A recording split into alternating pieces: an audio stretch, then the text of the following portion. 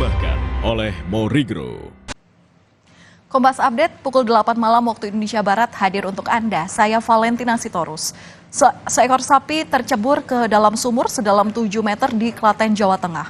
Proses evakuasi sapi yang dilakukan oleh petugas damkar ini berlangsung secara dramatis. Selanjutnya, sapi dapat dievakuasi dalam kondisi selamat.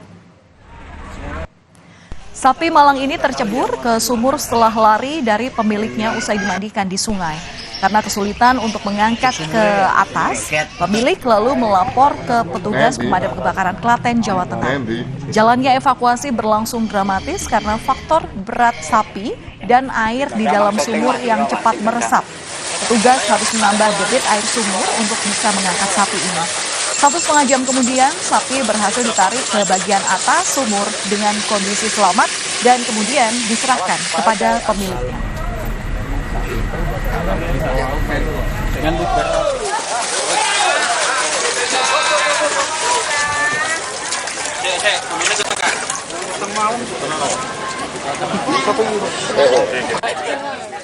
Kompas Update masih akan kembali 1 jam ke depan dan sambil menunggu Anda bisa menyaksikan program berita utama yang akan kembali hadir untuk Anda.